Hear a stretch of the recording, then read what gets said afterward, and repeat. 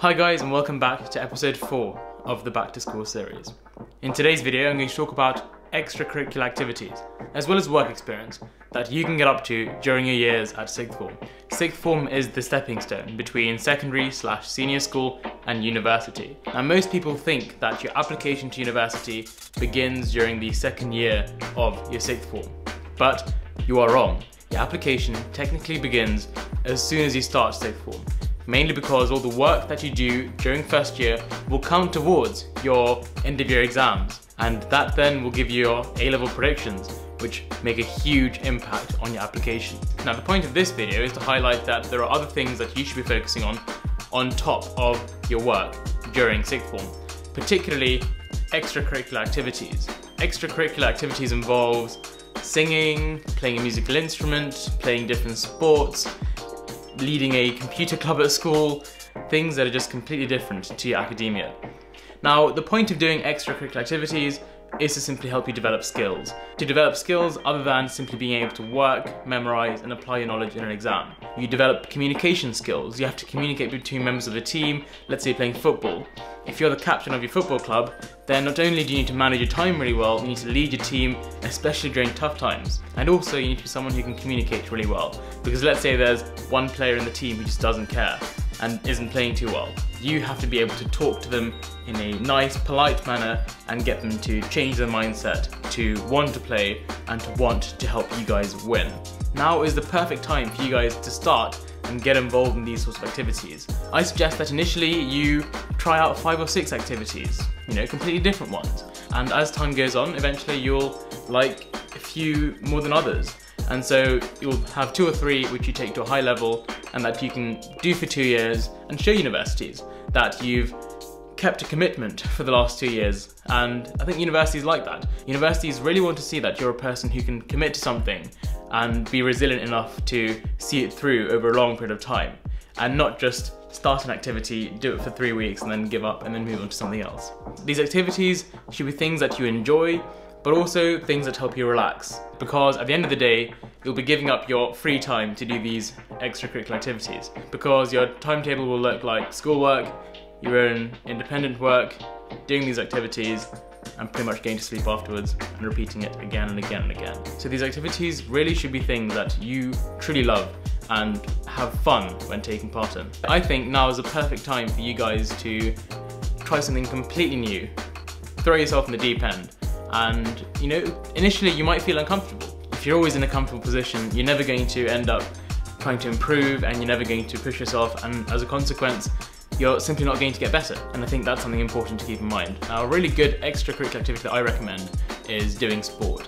Whether it's badminton, whether you're going out to run on your own or with a friend, whether you're rowing or whether you're playing tennis, I think getting involved in sport is a really good way of getting out there, getting some fresh air and just sweating it out.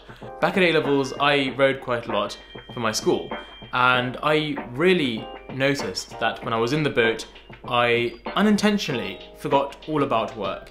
When I was in the boat, all I was thinking about was pushing hard, listening to the coach, making my technical adjustments to get better and better. This, on top of being surrounded by nature, being surrounded by water, okay fine, it was quite cold at times, but just the fun nature of being able to row and sort of smacking about in a boat was so helpful in helping me sort of forget about work, de-stress. And when I went home, I was able to quickly focus, get on to work, and just do things very easily. Now I think it's been proven that exercise does actually release a bunch of endorphins, and that not only improves your mood, but also exercise obviously improves your cardiovascular health. If you just sit down on your table and work for 5 hours, it really doesn't feel like you've worked for 5 hours. It just feels like time has flown by. Whereas if you instead do exercise for 2 hours, then come back, take a nap for half an hour, then work for 2.5 hours and you make it productive, you can think back and be like, yikes, I've done a sport for 2 hours, I've even had a nap, and I've just been super productive for the last 2.5 hours. And each time you look back and you realize how productive you've been, that just will motivate you further and further to try and be even more productive every single night. One day of productive work followed by another day of productive work will just keep motivating you to always be even more productive. And at the end of the day, the best thing to do is to compete with yourself to try and be more productive. Now also, doing sports is a really good way of meeting new people.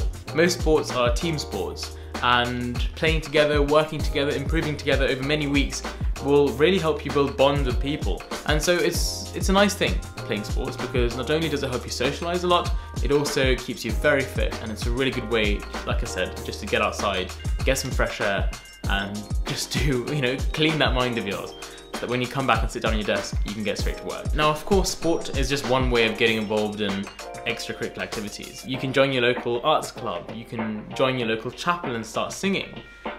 There are just endless opportunities for you to get involved in. So stop being lazy, stop just sitting at home watching Netflix and, telling yourself that you're working. Get out there, join some clubs, join some societies, and really start seeing that upward curve of improvement that you really deserve to have. Now, another really great thing that you can do in your spare time is volunteer. I feel as if volunteering in your local community, whether it's at your local food bank or at, in a charity shop, or even in your local hospital, it just helps you develop general people skills that you need in life.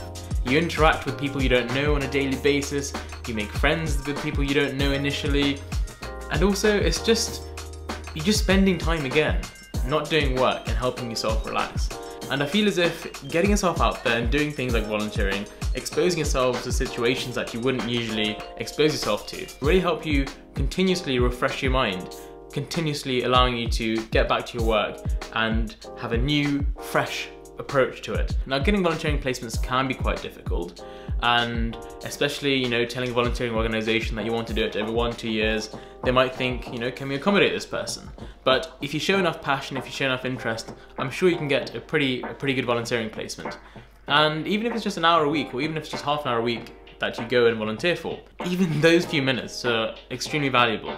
And when you're older, you'll look back and, like I'm doing now, you'll think back and you'll really appreciate how you took out some time from your life to go and help out others and try and make a difference to other people's lives. So in conclusion, I think I've made it quite clear that the point of sixth form is to try and explore new things that you haven't done before. So really give it some thought over the next few weeks and try and get involved in some sport, some music, some other sort of society, but also maybe put aside an hour a week to volunteer. But most importantly, all these extra things that you're doing, make sure that you enjoy them. It'll help you with the university application right now within the next few months. But also, in a few years' time, you'll look back and you'll simply just smile to yourself and you'll be so glad that you did these things. As always, it's been a great privilege talking to you guys. Thank you for watching, and I'll see you soon. Take care.